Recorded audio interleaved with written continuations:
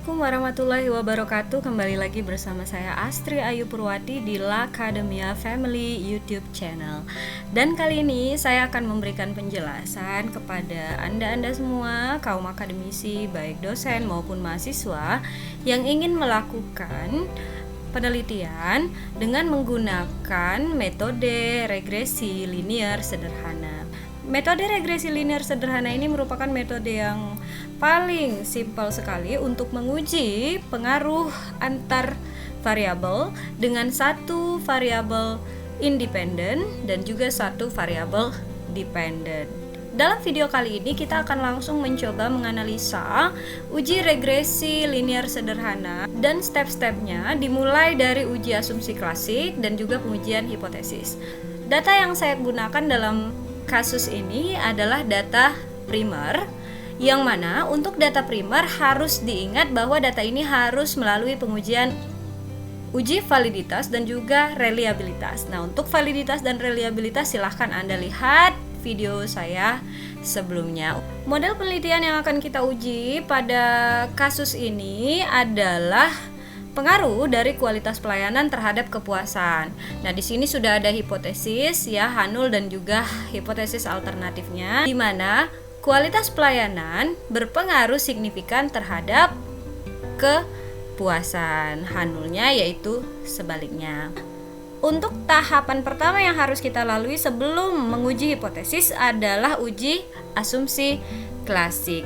Nah, uji asumsi klasik ini merupakan persyaratan statistik yang harus dipenuhi pada analisa regresi linear berganda yang berbasis ordinary least square ataupun OLS.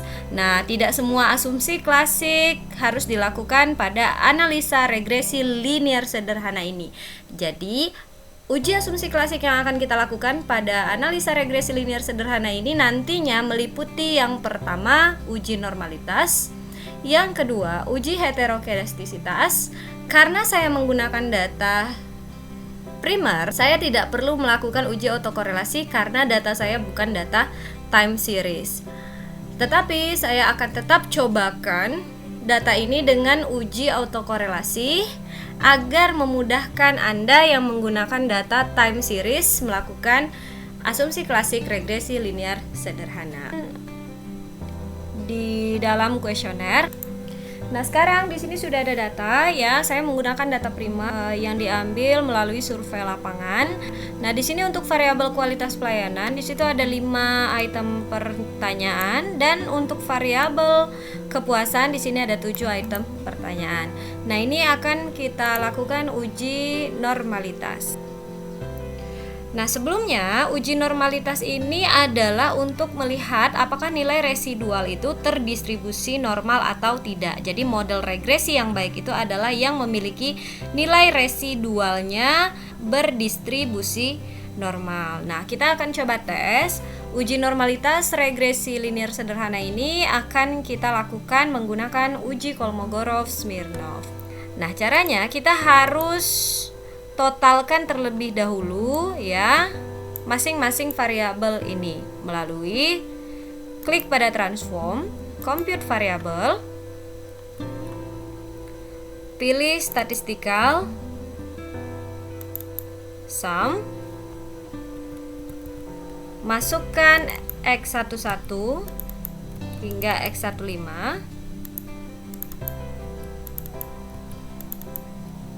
Oke. Berikan judul. Kita coba untuk yang kedua. Total Y. Caranya sama.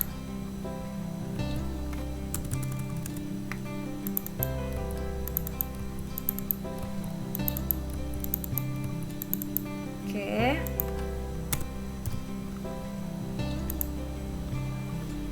Maka nanti di sini akan muncul 2 tambahan kolom, yaitu kolom total X dan juga total Y. Nah, sekarang kita lakukan pengujiannya. Klik pada Analyze, Regression, Linear, masukkan total X pada variabel bebas, independen, masukkan total Y pada variabel dependent. Klik pada Save, pilih Unstandardized Residual, Continue. klik OK. Nah, sekarang kembali lagi ke data view tadi, kita akan lakukan uji Kolmogorovnya. Karena di sini sudah muncul res 1. Ini yang akan kita uji Kolmogorov menggunakan residual. Silahkan klik pada Analyze, Non-Parametric Test, Legacy Dialogs, One Sample KS. Oke, masukkan Unstandardized Residual tadi. Silahkan klik OK. Nah, untuk pengujian normalitas, Anda tinggal lihat di hasil One Sample Kolmogorov-Smirnov Test. Di sini assign significant to tail-nya menunjukkan nilai 0,800.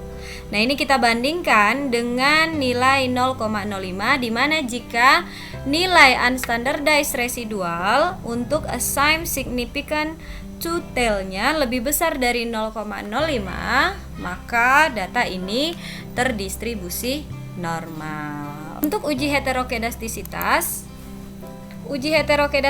ini dalam analisa regresi sederhana ini adalah untuk melihat apakah terdapat ketidaksamaan varians dari residual satu ke pengamatan yang lain. Model regresi yang memenuhi persyaratan adalah di mana terdapat kesamaan varians dari residual satu pengamatan ke pengamatan yang lain tetap atau disebut homokedastisitas. Nah, jadi regresi linear sederhana dapat diteruskan jika tidak terjadi masalah heterokedastisitas. Caranya ya, klik pada transform, compute variable. Nah, ini kita hapus ya. Silahkan klik pada all, maka di sini muncul ABS. Oke.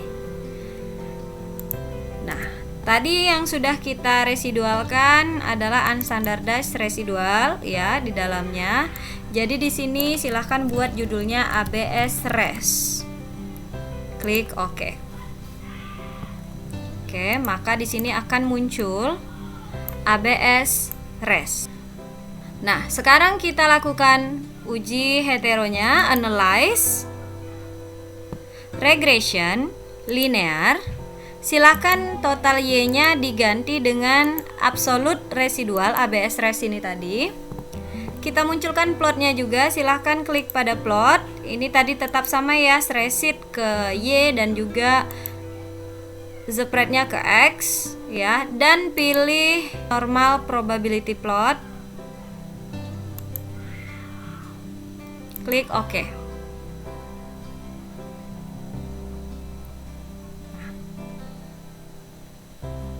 Nah, di sini akan muncul ya scatter plot, tetapi dari scatter plot biasanya kita tidak bisa terlalu melihat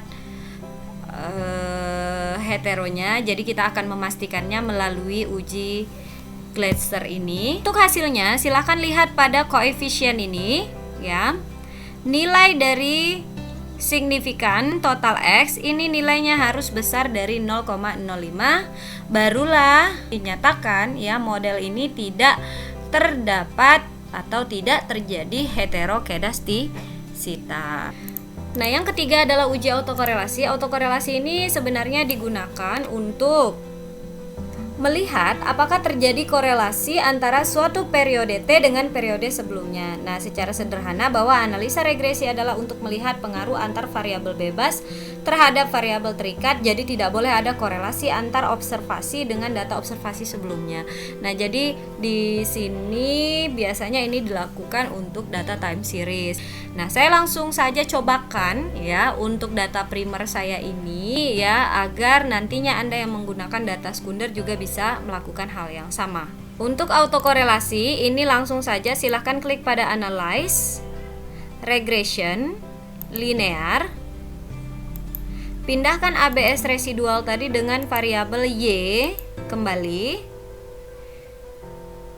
Pada statistik, di sini silahkan centang yang namanya Durbin-Watson. Klik OK.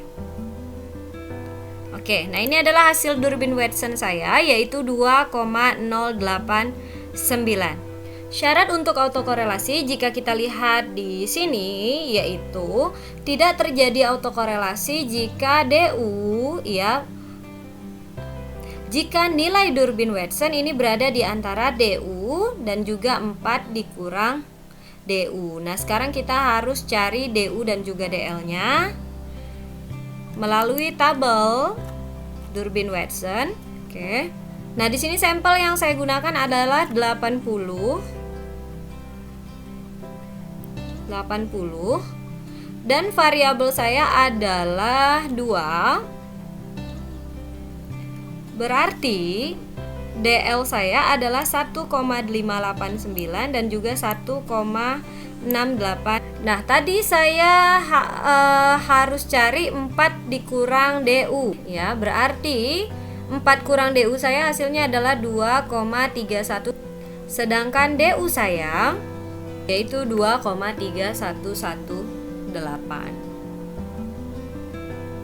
Oke, nah itu untuk uji autokorelasi. Nah, sekarang kita akan melakukan pengujian hipotesis untuk regresi linear sederhana. Oke. Caranya adalah silahkan klik pada analyze regression linear ya. Tadi total Y kita sudah masuk ke variabel terikat ataupun dependent, dan juga X kita sudah ada pada variabel independennya. Ini langsung saja klik OK. Nah, maka di sini akan muncul nilai ya untuk regresi sederhana. Nah, di sini akan dibaca yang pertama yaitu uji modelnya ya. Yaitu uji koefisien determinasi. Di sini dapat dilihat untuk uji regresi linear sederhana itu boleh dilihat pada R-square-nya ya, karena jumlah variabelnya hanya satu variabel X dan juga satu variabel Y. Jadi R-square-nya silahkan dilihat di sini. Jika nanti berganda, Anda dapat melihat pada adjusted R-square. Nah, nilai R-square-nya 0,364, artinya sebanyak 36,4% variabel kualitas pelayanan kita dapat menjelaskan kepuasan pelanggan, dan sisanya itu dipengaruhi oleh variabel lain ya. Nah, ini sudah dapat dikatakan layak, tetapi masih rendah karena dia hanya 36,4%. Yang mendekati 100% ya, itu lebih bagus berarti modelnya. Sini ada tabel ANOVA. Nah, ANOVA ini untuk uji regresi linear sederhana ini tidak perlu kita gunakan karena uji F ini akan digunakan untuk analisa regresi sederhana. Analisa regresi berganda. Nah, yang selanjutnya kita langsung kepada uji hipotesis kita ya. Yang mana di sini dapat dilihat hasil uji T dan juga nilai signifikannya ya. Nah, untuk nilai signifikansi di sini kita menetapkan batasan yaitu 0,05. Artinya jika nilai signifikan untuk total X Anda 0,000 ini masih berada di bawah 0,05, berarti hipotesis alternatif Anda diterima, yang artinya kualitas pelayanan memiliki pengaruh signifikan terhadap kepuasan. Nah, kita juga dapat melihat dari nilai uji T ya, artinya kita harus membandingkan antara T hitung yang kita dapat di sini 10,103 dengan T tabel. Kita cari T tabel, tadi DF kita adalah 80. DF rumusnya N kurang K ya. N-nya berarti tadi 80 dikurangkan dengan K. K kita 1, berarti 79. Di sini, dan kita ambil pengujian dua arah 0,05 ini,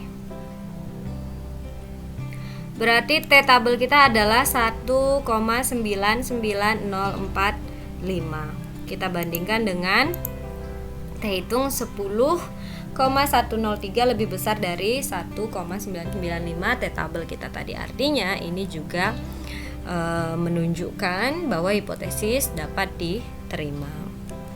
Nah, untuk melihat pengaruhnya positif atau negatif, Anda bisa lihat pada nilai unstandardized coefficient yang beta.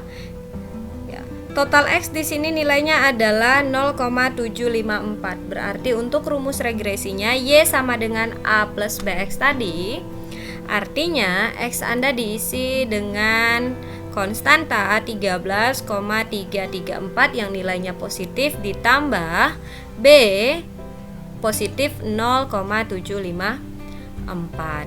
Nah, yang artinya jika variabel X ya, kualitas pelayanan mengalami peningkatan satu satuan, maka variabel kepuasan akan mengalami peningkatan sebesar 0,754 ya, karena hubungannya menunjukkan hubungan yang positif. Oke. Nah, itu tadi cara melakukan pengujian dengan menggunakan analisa regresi linear sederhana, mulai dari asumsi klasiknya hingga pengujian hipotesisnya. Nah, itu saja informasi dari saya. Terima kasih atas perhatiannya. Semoga video ini bermanfaat untuk rekan-rekan semuanya, terutama juga mahasiswa maupun para peneliti yang sedang melakukan penelitian di lapangan. Oke, assalamualaikum warahmatullahi wabarakatuh.